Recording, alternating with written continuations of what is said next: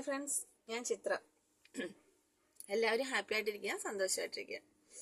എനിക്ക് ഇന്ന് വളരെ ശാന്തമായ ഒരു സ്ഥലം നിങ്ങളോട് സംസാരിക്കാൻ കിട്ടി. വീട്ടിലാണെങ്കിൽ പോലും വീട്ടിൽ കയറി കഴിയുമ്പോൾ അമ്മ അമ്മ എന്നൊരു 100 വിളി അവർ വിളിക്കും.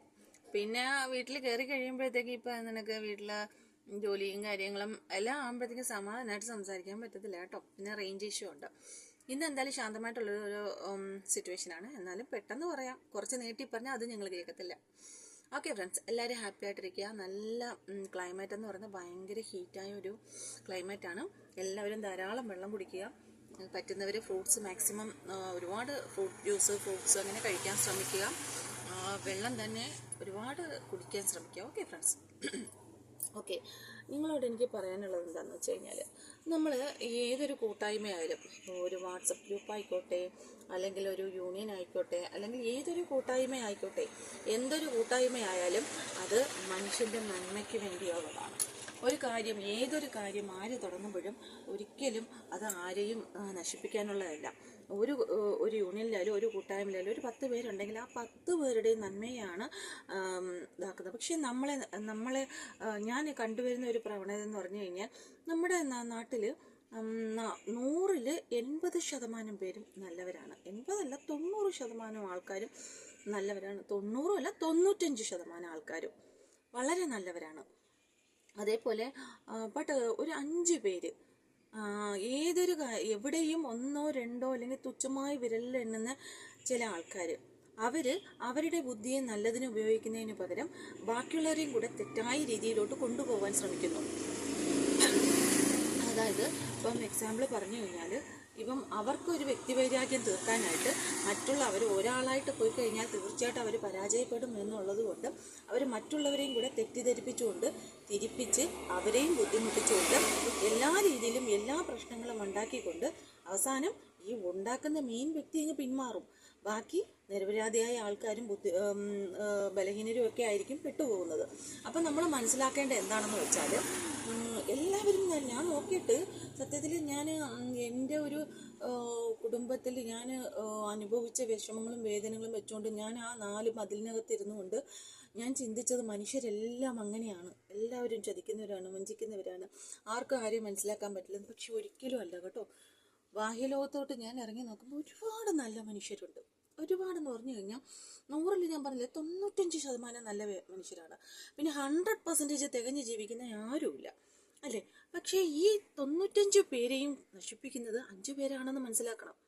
അത് മനസ്സിലാക്കിക്കൊണ്ട് നമ്മൾ യൂണിയൻ ആയാലും ശരി, ഒരു കൂട്ടായ്മയായാലും ശരി, ഒരു പാർട്ടി ആയാലും ശരി, അല്ലെങ്കിൽ ഒരു എന്ത് കൂട്ടായ്മയായിക്കോട്ടെ, എല്ലാം ഓരോ മനുഷ്യനും ഒരു പടി ഉയരത്തിലെത്താൻ, അവൻ്റെ ലൈഫിൽ അവനൊരു താങ്ങാകാൻ, അല്ലാതെ ആരെയും നശിപ്പിക്കാനല്ല.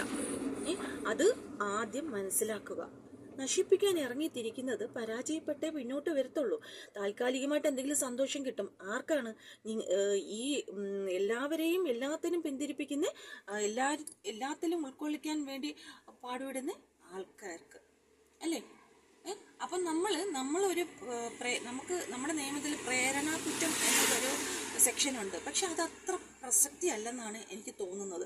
ഏതൊരു കാര്യത്തിലും പ്രേരണ എന്നൊരു വിഷയമുണ്ട്. ഇപ്പം ആരും ഒരിക്കലും, ഞാൻ നോക്കിയിട്ട്, എനിക്ക് എൻ്റെ അറിവ് ശരിയാണോ എന്ന് എനിക്കറിയില്ല, മുമ്പ് കൊച്ചുകാലങ്ങളിൽ ഒരു കണ്ട ഓർമ്മയാണ്. ഈ റോഡിലൊക്കെ നമ്മൾ ആ സമയത്തോ അല്ലെങ്കിൽ വിജനമായ സ്ഥലങ്ങളിലോ ഒക്കെ ഒന്നിൽ കൂടുതൽ ആൾക്കാരിങ്ങനെ കൂടി നിൽക്കുന്ന കണ്ടു കഴിഞ്ഞാൽ പോലീസ് അവിടെ വന്നിട്ട് എന്താണെന്ന് ചോദിച്ചിട്ട് പറഞ്ഞു വിടും. എന്തുകൊണ്ടാണെന്നറിയാമോ? ഒന്നിൽ കൂടുതൽ ആൾക്കാർ ചേരുമ്പോൾ അവിടെ ശക്തി കൂടുതലാണ്. അപ്പം ഒരു വ്യക്തി അവിടെ ബാക്കിയുള്ളവരെ കൂട്ടുന്നത് ആ ഒരു വ്യക്തിയുടെ ആ തെറ്റ് മറയ്ക്കാനോ, ആ ഒരു വ്യക്തി ചെയ്യുന്ന ആ ഒരു വിഷയം മറ്റുള്ള രീതിയിൽ തെറ്റിദ്ധരിപ്പിച്ച് മറ്റുള്ളവരെയും കൂടെ ഇതിനകത്ത് ഉൾക്കൊള്ളിക്കുന്നു. അതുകൊണ്ട് മറ്റുള്ളവർക്ക് എന്ത് ഗുണം കിട്ടുന്നുവെന്ന് ചിന്തിക്കുക. നിങ്ങളുടെ സമയം വേസ്റ്റ്.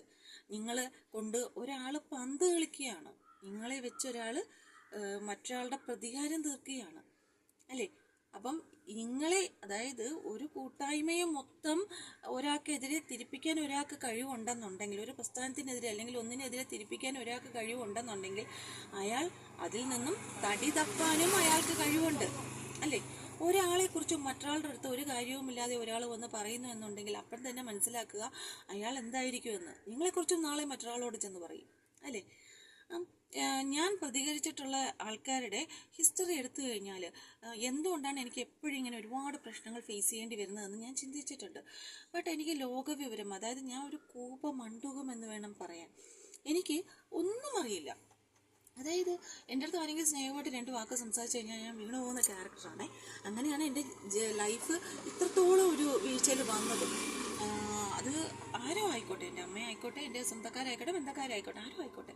അപ്പം എനിക്ക് ലോകം മനസ്സിലാക്കാൻ വേണ്ടി പ്രപഞ്ചം, ഞാൻ ചെല്ലുന്നിടമല്ല എൻ്റെ വിവാഹ ജീവിതം പരാജയപ്പെട്ടിട്ട് ഞാൻ ഡൈവോഴ്സ് വാങ്ങിച്ചതിന് ശേഷം പുള്ളിക്കാരിൽ നിന്നുള്ള ഉപദ്രവങ്ങളെ ഫേസ് ചെയ്തുകൊണ്ട് ഞാൻ അതിനെ പേടിച്ച് ഓടുന്തോറും ഞാൻ ചെല്ലുന്നിടം എല്ലാം പാതാളവും പ്രശ്നങ്ങളും.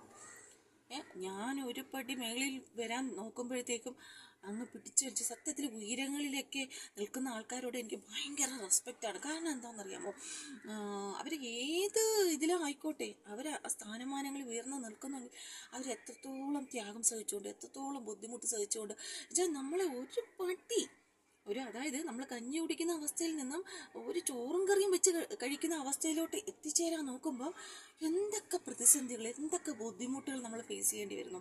അത്രയും ബുദ്ധിമുട്ടുകളും അത്രയും പ്രതിസന്ധികളും ഫേസ് ചെയ്തുകൊണ്ട് എല്ലാവരെയും ഒത്തുപിടിച്ചുകൊണ്ട് ഒരാൾ മുന്നേറി മേളിലോട്ട് വരുന്നു എന്ന് കണ്ടു കഴിഞ്ഞാൽ അവരെ തീർച്ചയായിട്ടും അവരോടൊക്കെ എനിക്ക് ബഹുമാനമുണ്ട്. ആരെന്തോ പറഞ്ഞോട്ടെ, എനിക്കറിയത്തില്ല. അവരത്ര കഠിനാധ്വാനം ചെയ്തിട്ടാണ് അവരെ മേളിൽ അത്രയ്ക്കും മെൻ്റലി ശാരീരികമായിട്ടും മാനസികമായിട്ടൊക്കെ സ്ട്രെസ് അനുഭവിച്ചിട്ടായിരിക്കും അവർ ആ സ്ഥാനമാനങ്ങളിൽ എത്തുന്നത്. അതുകൊണ്ട് ഞാൻ ഒരുപാട് കാര്യങ്ങളിൽ എനിക്കൊരു നീതി കിട്ടാനോ ന്യായം കിട്ടാനോ ഞാൻ എല്ലാവരുമായിട്ടും സംസാരിക്കും. എനിക്ക് ഒരു വകഭേദവും ഇല്ല കേട്ടോ.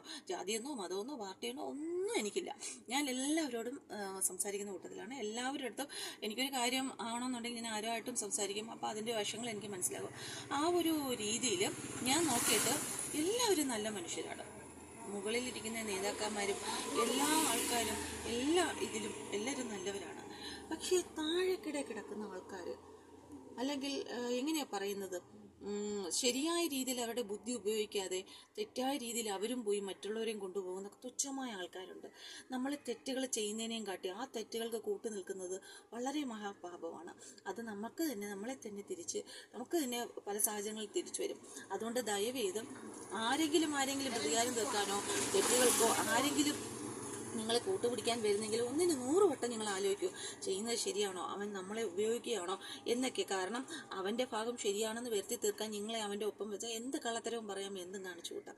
അതൊക്കെ മനസ്സിലാക്കി എല്ലാവരും ഹാപ്പിയായിട്ടിരിക്കുക, സന്തോഷമായിട്ടിരിക്കുക. ഓരോ ജീവനും ഓരോ ജീവിതവും ജീവിക്കാനുള്ളതാണ്. ആർക്കും അടിയറ വെച്ച് പോകേണ്ടതുമല്ല, എന്നാൽ ആരെയും ഉപദ്രവിക്കാനുള്ളതുമല്ല. എല്ലാവരും ഹാപ്പിയായിട്ടിരിക്കുക, സന്തോഷമായിട്ടിരിക്കുക. ലെങ്ത് ഉണ്ട്, എല്ലാവരും കേൾക്കുക. Okay friends, have A nice day.